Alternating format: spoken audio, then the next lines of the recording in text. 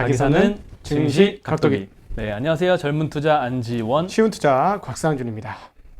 네, 오늘 하루는 어떠셨나요? 네, 역시나 제가 어제도 말씀드렸지만 제 손이 잘 안 나가니까 바닥이었던 것 같습니다. 얼마나 다행인지 모르겠어요. 오늘 어제만큼은 아니지만 어제 준한 수준에서의 반등이 이루어졌고, 특별히 오늘은 개별 중심의 장세였습니다. 그래서 개별 종목들을 많이 갖고 있으셨던 분들은 어제 하락을 상당폭 회복하는 모습을 보여주어서 마음이 좀 편안한 하루가 되지 않았나 싶습니다. 빨간 넥타이 메고 온 보람이 있네요. 참고로 제가 파란 쪽이 한 3분의 2고 빨간 쪽 계통은 얼마 없는데 괜찮습니다. 제가 원래 똑같은 거 두 번 매는 일이 별로 없는데 1년 중에 계속해서라도 매도록 하겠습니다.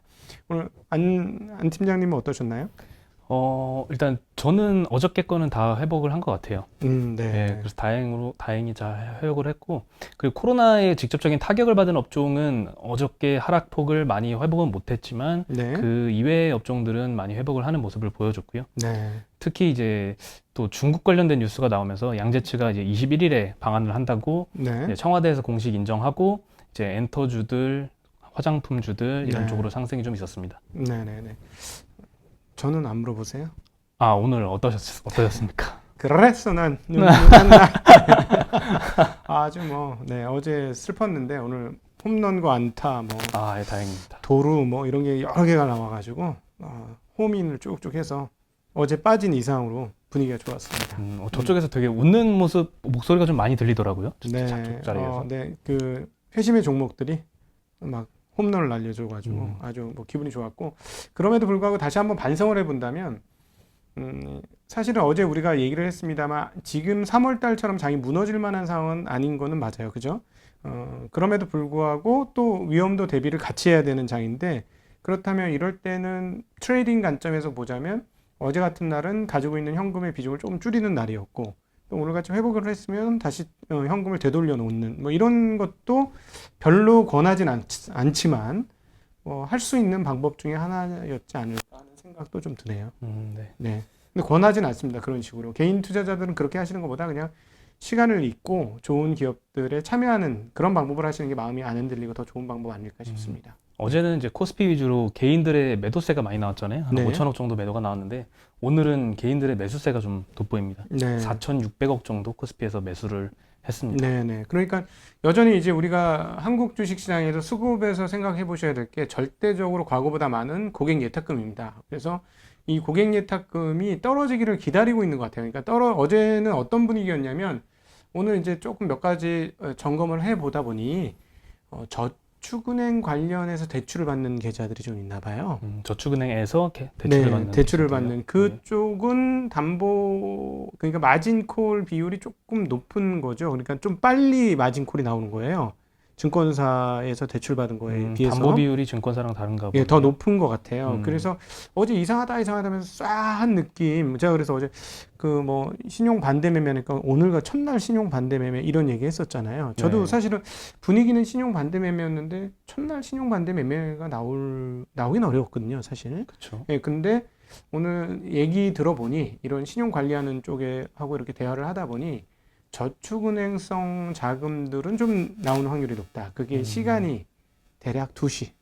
어제 보면 뒤로 갈수록 험해졌거든요, 분위기가. 그렇죠. 네, 그러니까 우리가 여기서 염두에 두셔야 될 거 하나는, 생각보다 시장이 과하게 빠질 때 거기서 플러스 알파로 더 많이 빠지는 일이 앞으로도 있을 가능성이 있다. 네, 그러니까 보시면은 예를 들어 그동안에 많이 올라갔던, 어제 보면 많이 올라갔던 놈들이 많이 빠졌잖아요. 네. 예, 그러니까 많이 올라갔던 놈들 중에 신용을 충분히 썼던 종목은 예를 들자면 한 5% 이상 조정을 받게 되면 못 견디고 물량이 나올 수 있다는 점, 이 점은 앞으로도 좀 기억을 하셔야 되는 대목 아닐까 싶습니다. 네. 신용으로 샀으면 5%가 10%, 15%의 충격으로 그렇죠. 다가올 수 있죠. 네, 그렇죠. 그런데 네. 이제 간당간당하게 꽉 채워서 사신 분들은 한 10% 정도 빠져버리면 바로 마진콜 분위기가 이제 도래를 하는 거죠. 네. 그러니까 항상 그런 부분들은 염두를 하셔야 될 것 같습니다. 저도 이제 생각하지 못했던 부분인데 오늘 우연히 이쪽 신용관리하는 팀하고 만나서 얘기를 하다 보니까 그런 얘기가 나와서 전해드릴 필요가 있지 않은가 싶어서 말씀드렸습니다. 네, 오늘 시장 네, 어땠나요? 오늘은 이제 코스피는 한 0.5% 올랐고요. 코스닥은 2.3% 올랐습니다. 어제 코스닥이 한 4% 가량 빠진 네. 거에 비해서는 좀 돌이킴이 좀 덜 했는데요. 업종 특징은 이제 보험 쪽이 한 5% 올랐고요. 미래에셋생명 7%, 삼성생명 7%, 하나생명 5%, DB손보 5%. 보니까 이제 미래에셋생명도 마찬가지지만 보험업종이 실적이 잘 나왔더라고요. 코로나의 타격을 받지 않고 오히려 YOY로 전년 대비 상승을 한 모습을 보여줬고요. 해지 많아서 그런 거 아닐까? 예? 해지가 많아서? 아, 보험 해지요? 예, 해지가 많으면 해지가 많으면 해지하는 입장에서 다 뛰는 거잖아. 보험회사는 신나지. 그럴 수도 하네요. 있죠. 그럴 그거를 수도 있어요. 일회성일 이익으로 수도 잡을 있어요. 수 왜냐면 있겠네요. 지금 구조적으로 보면 금리상으로 보면 보험회사가 좋을까 하는 건 상당히 의문이긴 하거든요. 금리상으로만 보면. 단기적으로는 괜찮다. 금리가 내려왔으니까 보유 채권의 채권 가격, 제가 계속 말씀드렸지만 금리가 내려가면 채권 가격으로 오른다. 뭐 이런 상황이니까 그럴 수는 있는데 해지분도 꽤 있다는 그 옛날에 신문 기사들이 좀 나왔었잖아요. 저기 우리 코로나 이후로. 해지의 의도는 주식 직접 투자를 하기 위해서 아니 말씀하시는 돈이 건가요? 필요하니까. 돈이 급한 사람들은 돈이 해지하죠. 급해서. 예, 돈이 급한 사람은 해지하죠. 근데 저도 보니까 그 어떤 일이 있냐면 저는 고객들한테 옛날에 보험도 그 가입을 해드렸는데 최저 보증이율 보험 많이 가입시켜드렸거든요. 네. 3.5% 뭐 이런 거. 그때 이제 한 3년, 4년 전에 가입시키는 이거 나중에 보시면은 이거 엄청 고금리 상품일 거예요. 가입하세요. 그때는 4%, 5%라서 그 느낌이 없었어요. 처음에는 4%였어요. 그게. 근데 이제 최저 보증은 3.5 밑으로 안 내려간다. 이런 상품이었거든요. 네, 그렇죠. 지금은 진짜 고금리 상품이 됐잖아요. 그래서 한 번은 손님이 병원에 입원했다. 병원비를 아니 병원비 딴 걸로 쓰시고 이거는 납두셔야 돼요. 막 이렇게 설득을 했는데도 안 되는 거야. 설득이. 그래서 해지를 했거든요. 전화 통화를 끝나고 수화기를 그 전화기에 대기도 전에 입금돼 있어. 아, 그래요? 그렇게 빨리 주나요? 진짜 돈을 빨리 주더라고. 진짜 약간 과장이 있지만 진짜 내 느낌은 전화기를 대기도 전에 입금이 돼 있어. 왜냐하면 이거는 그 보험사들 입장에서는 역마진 상품이기 때문에 바로바로 해지한다 그러면 정말 두 번도 안 물어보고 그냥 바로 돈을 꼽아주는 그런 일들이 있거든요. 그러니까 사실은 보험사 입장에서는 뭐 향후는 어떻게 될지라도 해지가 되면 좋잖아요. 네, 당장에는 이게 뭐냐면 이미 비용은 다 뛴 거니까 그럴 수도 있겠네요. 네. 네. 그리고 이제 엔터 종목도 한 4% 정도 올랐는데요. SM이 한 10% 정도 상승을 했고. 아, 신났네요, 진짜. 네, SM은 이제 IR 자료를 보니까 음반 판매량이 작년에 1년 동안 458만 장을 팔았는데 네. 20년도에는 상반기에만 455만 장. 지난번에 우리가 알아본 대로 네. 팬덤들의 매수. 네. 그렇죠. 팬덤들의 매수가 좀 많이 있었고 영업이익이 또 132억이 나왔어요, 2분기에. 근데 네. 컨센서스가 30억이었거든요. 아, 놀랍네. 상당히 서프라이즈가 나왔었죠. 네. 애널리스트들은 뭐 한 거야? 네, 그래서 어저께 안 빠지고 오늘 네. 또 많이 올랐던 것 같습니다. 네. 좋네요. 게다가 이제 양재츠, 또 장재츠라고 할 뻔했네요. 네. 양재츠의 이제 방안도 확정되면서 네. 이제 상승세를 뿜었고요. 그렇죠. 그리고 진단 키트, 뭐 치료제 이런 것들 오늘 뭐 상한가 종목들이 좀 속속 나오더라고요. 기존에는 이제 그냥 제약주였는데 오늘부로 코로나로 엮여가지고 뭐 상한가 치고 뭐 이런 네. 종목들은 뭐 계속 나오고 있는 것 같습니다. 야, 이게 지금 사실은 지난주 목요일만 해도 코로나 이제 미래에 돈 벌 수 있는 것은 끝났다. 이건 이제 일시적이다. 마치 장비 회사가 장비 다 납품하고 캐퍼시티가 당분간 없으면 더 이상 팔아먹을 게 없어서 그냥 실적이 꺾어지는 것처럼 이제 코로나가 마무리된다라고 생각을 해서 이제 내년에는 볼 거 없어 했는데 실적이 계속 나오는 거예요. 그죠? 그래서 시젠을 비롯한 이런 업체들은 지금 바이오 회사가 아니고 제조업체라고 보시는 게 오히려 더 맞을 것 같습니다. 왜냐면 실제로 실적이 꼽혀요. 옛날에 있을 수 없는 일인데 너무 많이 파니까 실적이 정말 시가총액 대비 그 손색이 없을 정도로 나오는 거예요. 그러니까 제조업체인 거죠. 제조업체. 근데 이제 이렇게 되면 지난번에도 말씀드렸지만 경쟁업체들이 얼마나 빠른 시간 안에 이걸 복제해서 들어올 것이냐가 이제 그 영업이익률 훼손을 언제부터 시킬 것이냐가 관건인데요. 어찌되었거나 다시 확산되니까 심리적으로는 영향을 상당히 미친 것이다. 이렇게 보여집니다. 엔터주들 진짜 신났네요. 저희가 지난번에 엔터주들 한번 다뤘는데 그때 다루면서 이렇게 오를 거라고 예상하고 다룬 건 아니었잖아요. 그렇죠. 이렇게 오를 거라고. 예. 근데 어쨌든 저거는 기억하셔야 됩니다. 저 지난번에도 한번 말씀드렸지만 앞으로 저 생각에는 컨텐츠를 만드는 컨텐츠 이슈어라고 할까요? 컨텐츠 자기 자체가 컨텐츠인 사람들 있잖아요. 우리 안지원 이제 팀장도 그렇게 될 거고 그렇게 돼야죠. 네. 파이팅. 네. 그러니까 이런 사람들이 굉장히 좋아질 것 같습니다. 그러니까 이런 사람들을 잘 조합해내는 프로듀서사. 그러니까는 지금 한국의 뭐 JYP, SM 이런 회사들이 좀 그렇죠. 그러니까 없는 사람들을 그렇게 발굴해서 만드는 역량이 있잖아요. 이런 회사들도 일종의 컨텐츠 이슈라고도 취급할 수 있을 것 같아요. 이런 회사들은 제 판단에는 충분히 컨텐츠를 만들어내는 입장이기 때문에 충분히 프리미엄을 받을 수 있지 않을까 이런 생각을 하고 있습니다. 기획사면 이제 요즘에 유튜브 기획사도 MCN이라고 네. 많이 좀 많이 무슨 생겼는데 약자죠? 무슨 약자? 멀티 채널 네트워크? 잘 생각이 안 나는데 멀티 예, 채널 MCN? MCN. 네, 저도 몇 번 들었는데 자꾸 까먹네요. 예, 중국에는 이제 상장된 회사도 있고요. 네. 예, 미국 상장된 중국 회사도 네. 있고 요즘에 좀 주의 깊게 한번 공부를 해볼까 하는데 그 지금 중국에서는 그거는 이미 다 알고 계시죠. 우리나라는 홈쇼핑인데 중국에서는 왕홍이라든가 뭐 회사 사장이 나와가지고 직접 선전을 해요. 그쵸. 네, 물건 선전을 해서 엄청나게 팔아요. 이미 지금 한국에도 어떤 회사의 그 이제 대표분들이 자꾸 유튜브로 자기의 모습을 드러내면서 회사 이미지 관리와 그다음에 제품 판매로 엮는 그런 것들을 볼 수 있습니다. 그런 일들도 벌어질 수 있어서 이 흐름들이 어떻게 변화되는지에 대해서는 잘 관찰을 하실 필요가 있을 것 같아요. 네, 그걸 라이브 커머스라고 하죠. 그렇죠. 네, 하반기에 맞습니다. 이제 유튜브가 국내에도 라이브 커머스 사업을 이제 시작을 할 거라고 하는데요. 네. 그것 따라 제가 좀 공부를 좀 이걸 해야겠다라는 생각이 네. 좀 강하게 들었었는데, 네.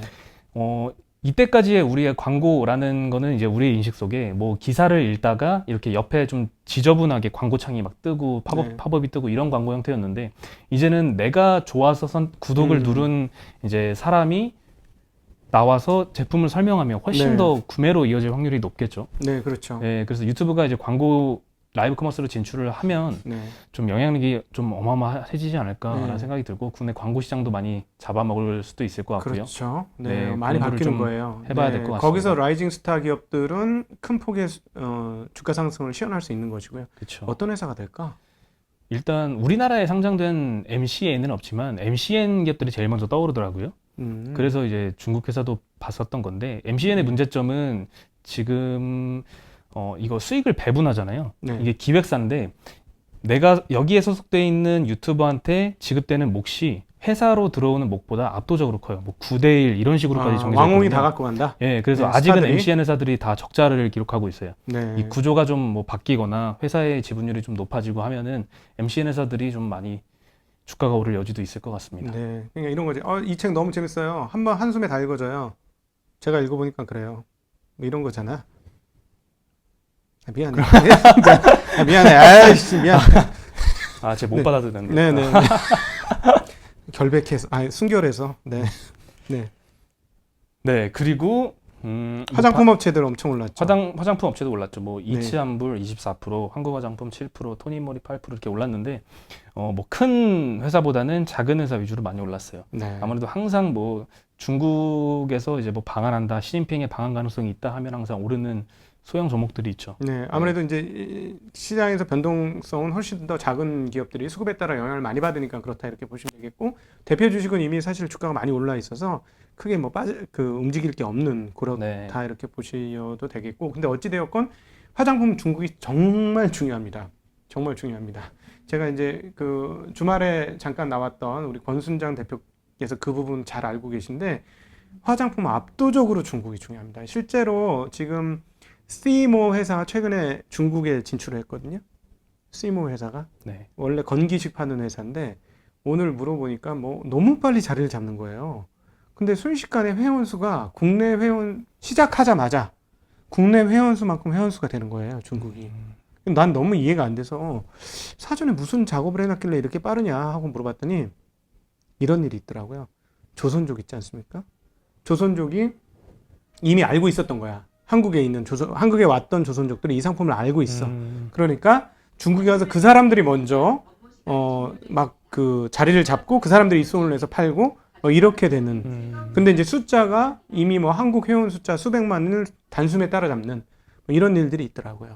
네. 중국은 역시 어마어마한 것 같아요. 네, 시장 네. 자체가 크니까. 예. 지난주에 설문조사에서도 말씀드렸다시피 설문조사 했다 하면 표본 수가 120만 명 막 이러잖아요. 네, 대단합니다. 네. 네. 그래서 근데 이제 주목해야 될 거는 그 항상 뭐 시진핑의 방한 가능성 있을 때 이런 종목들이 뜨는데 네. 저도 좀 조심하려고 하는 게 막 사고 싶거든요. 진짜 시진핑이 방한하는 거 아니야라는 생각이 들긴 하는데 네.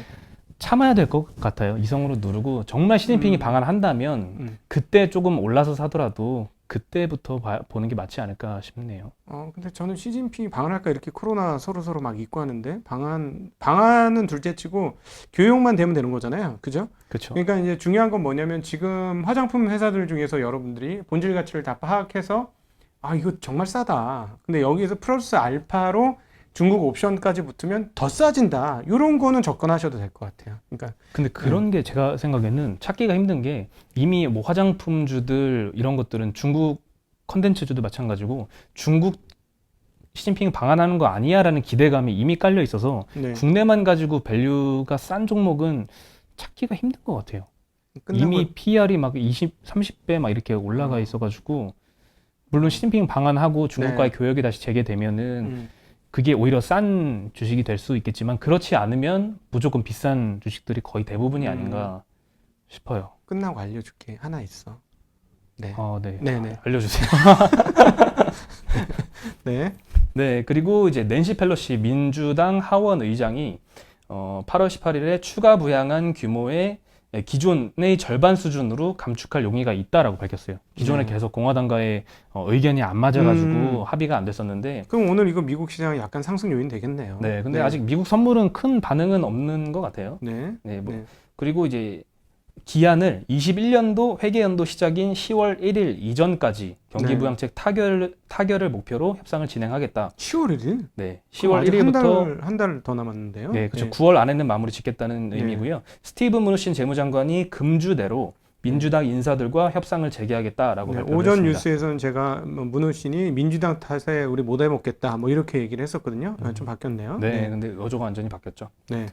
기존에는 이제 의견 대립점을 잠깐 말씀드리면 민주당은 9천억 달러 이상을 주 그리고 지방 정부에 보내자. 근데 공화당은 이거에 반대했고 이런 식으로 계속 의견이 안 맞았었는데 이제 민주당이 한 발 양보를 한 것 같아요. 네. 네. 그래서 이게 통과가 되면은 미국 시장 위주로 좀 다시 상승세가 또 다시 신고가를 또 올라가는 모습을 보이지 않을까 싶습니다. 네. 네. 또 신고가 얘기하니까 또 테슬라가 또 생각이 나는데 테슬라 시가총액 보셨나요? 엄청나게 삼성전자를 뛰어넘었어요. 네. 삼성전자가 350조인데 테슬라가 400조를 넘었습니다. 네, 어마어마합니다. 네. 대단한 것 같습니다. 네, 그리고 좀 아침에 말씀드렸던 뉴스인데요. 그 중국 외교부에서 지난 주말 이제 화웨이 자회사 38곳을 대상으로 수출 통제 강화를 했는데 여기에 대해서 강하게 좀 비판을 했습니다. 네. 그래서 이것도 이제 향후의 시나리오를 좀 나름대로 갖고 있어야 대응이 될 것 같아요. 제 생각에는 이제 11월에 일단 대선이 있고 그 안에 해결 모드로 좀 갔으면 싶은 제 바람도 있고 그렇게 될 것 같다는 생각도 들기도 하거든요. 물론 이제 11월까지 가서 바이든이 대선이 되면은 바이든은 이제 중국에 대한 제재를 좀 완화시켜 줄 거다. 중국의 자회사 하이실리콘이 만드는 자체 칩 생산은 그대로 막을지 몰라도 뭐 퀄컴으로부터 AP 칩을 수주받고 조달받고 이런 거는 허용을 해줄 것이다라는 의견이 있더라고요. 캐나다의 한 리서치 기관에서 그런 식으로 그걸 의도했을 수도 있는 거죠, 사실은. 그죠? 그리고 사실 화웨이를 이렇게 트럼프가 제재를 하는데 그에 대해서 미국 기업들도 반대가 심하고 타격이 많이 받고 있거든요. 그래서 이제 미국이 얻을 게 아직은 없는데 중국의 중국이 어떤 그 조건으로 뭔가 양보를 하는 걸 바라는 게 아닌가. 충분히 그럴 수 있죠. 네, 그래서 중국이 지금은 강하게 비판을 하고 있지만 뭔가 좀 양보를 하면서 하나 내놓으면은 좀 제재가를 좀 완화시켜 주지 않을까. 11월 내로 좀 그런 사실은 생각이 저기 근원 기술은 전부 미국 거예요. 네, 그래서 미국의 기술 없이는 만들 수가 없어요. 그러니까 이제 이번에 다 그 재고 다 쓰고 나니까 더 이상 만들지 못한다 이런 거고. 그래서 제가 예전에 한번 말씀드렸던 게 리스크5의 향후 진로가 참 재밌을 것이다. 왜냐하면 기술 독립을 하기 위해서는 좀 다른 그 접근법이 필요한데 반도체에서는 리스크5의 그 아키텍처가 필요하다라는 것이죠. 그건 예전에 방송했던 거 한번 찾아보시면 나오게 될 겁니다. 그리고 사실 오늘 아침에 나온 뉴스 중에 한국 시장에 오늘 가장 크게 영향을 미쳤던 미국 뉴스 하나 있었죠. 그 마이크론 테크놀로지에 대한 그 의견 하향 이 좀 있었습니다. 메모리와 낸드의 수요량이 좀 떨어질 것이다라는 뉴스가 있었고 이게 이제 한국의 반도체 업체들한테 직격탄을 날렸습니다. 특별히 SK 하이닉스한테 직격탄을 날렸고 삼성전자도 대체적으로 이로 인해서 저조했습니다. 그래서 오늘은 거래소가 대체적으로 저조했고 코스닥에서 상당히 많이 더 오르는 그런 양상을 보여줬죠. 네. 그리고 특징적인 것은 LG화학은 주가 떨어졌음에도 불구하고 밑단에 있는 기업들은 상당히 좋았어요. 네, 소재주, 장비주 위주로 많이 상승을 왜 했는데요. 이럴까?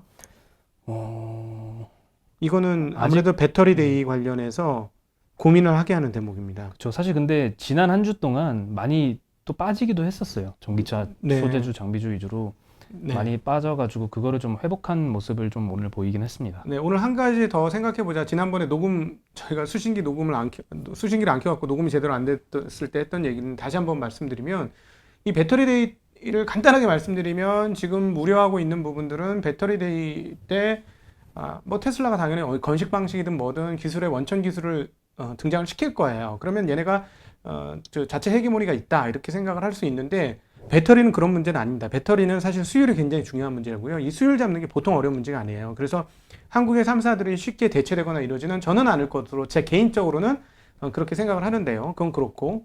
근데 얘네들이 이제 직접 자기네도 하겠다라는 게 기조예요. 기가팩토리에다가 자동차만 하는 게 아니고 이 2차 전지 공장도 같이 하겠다는 의도가 분명히 있습니다. 그럼 누구 걸로 할 건데?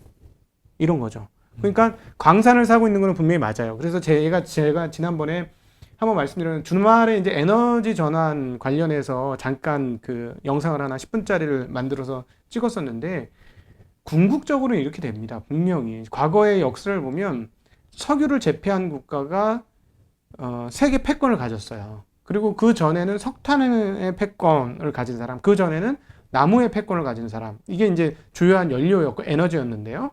근데 이제 2차 전지는 물론 발전은 석유로 하겠죠. 지금도 발전은 뭘로 많이 하냐면 석탄으로 합니다. 근데 어찌되었거나 발전에 문제가 있긴 하지만 2차 전지가 주력 에너지원이 되고 그리고 2차 전지로 군사 무기까지 만들게 되면 세계 패권이 변화되는 상황들이 벌어질 것이다 라고 저는 생각을 하고 결국 그렇다면 나중에 핵심적인 이슈가 되는 건 뭐냐면 광산이라고 저는 생각해요. 최근에 이제 벅셔가 광산 매입 막 하고 있잖아요. 그 다음에 테슬라도 광산 매입, 리튬 광산 매입하고 하잖아요. 이게 아마 앞으로 정말 피 튀기는 싸움이 될 것 같습니다. 이런 측면에서 보면 한국은 굉장히 불리해요. 어찌되었건 패권국은 한국은 어찌되었건 안 된다는 거야. 그래서 이 패권국들 사이에서 자기 자리를 잘 지키고 가야 되는 입장인 거고요. 근데 이제 제가 잠깐 딴 데 빠져 너무 죄송하고 어찌되었건 테슬라가 증설을 한다고 했을 때 과연 어떤 거를 가지고 할 거냐 자체 다 조달할 수 있느냐 불가합니다. 그래서 오히려 한국의 장비 소재 업체들이 부각될 수 있다라는 생각도 한번 해보셔야 될 것 같고요. 그 다음에 수율 문제는 시간이 걸릴 거라서 한 2024년까지는 한국의 그 셀 3사들을 쉽게 배제시키거나 이러기는 굉장히 어려울 것이다. 근데 하나의 복병은 있습니다. 하나의 복병은 CATL하고 파나소닉이 파트너잖아요. 지금 주요한 파트너고 이번 배터리데이 때 CATL이 나온다는 설이 있어요. 과연 CATL가 무슨 일을 얘네가 벌일 것이냐. 요거는 좀 이슈가 될 것 같습니다. 그렇죠. 네. 팩 단위로 가격을 얼만큼 낮출 것이냐. 이것도 문제가 될 것 같아요. 그래서 요 부분은 경계심을 가지고 보시는 게 필요하지 않을까 싶습니다. 네. 그리고 이제 IRP를 해주신 분이 드디어 나왔습니다. 네네. 네. 축하드립니다. 본명을 거론해도 되나요, 이게? 네, 두 글자만 네. 그냥. 지현님. 네. 네, 성은 말씀드리지 않고 지현님 너무 네. 감사드리고요. 네. 제가 연락 한번 드리겠습니다. 네. 아유, 좋으시겠어요. 우리 지현님. 우리, 저희 회사에서 가장 멋진 우리 PB 팀장, 안지원 팀장께서 곧 전화드리도록 하겠습니다. 그리고 많은 분들, 우리 IRP, 우리 안지원 팀장님에게 IRP 이렇게 한번 러쉬로 좀 모셨으면 좋겠습니다. 네. 뭐 또 드릴 말씀? 네. 이제 더 이상. 네, 어제 고생 많이 하셨고요. 어제 잘 버티신 분들 축하드립니다. 그리고 도기마을 분들은 방송 보시고 위로 받았다는 댓글로 저희가 참 힘을 얻었어요. 저희는 이랬으면 좋겠어요. 저희가 뭐 대단한 사람들도 아니고 투자 문화가 좀 건전해졌으면 좋겠고 그리고 휘둘리지 않았으면 좋겠고 변동성 많은 데서 꾸준히 자기 패턴과 자기의 길을 가지고 가면서 좋은 결과치를 그리고 괜찮은 결과치를 그리고 안정적인 결과치와 마음을 그런 과정들을 같이 경험해 봤으면 좋겠습니다. 어제는 저희가 수익률 목표치를 낮추는 것도 나쁘지 않다고 말씀드렸는데 그거는 여전히 동일합니다.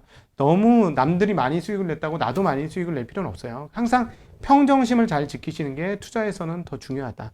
뭐 오늘 뭐 눈누난나 하긴 하지만 그래도 평정심을 잘 지키시는 우리 도기마을 여러분들 되었으면 좋겠습니다. 네, 오늘 하루도 고생 많으셨고요. 저녁도 즐거운 시간 되시길 빌겠습니다. 그럼 저희는 여기서 인사드리겠습니다. 네, 안녕. 안녕.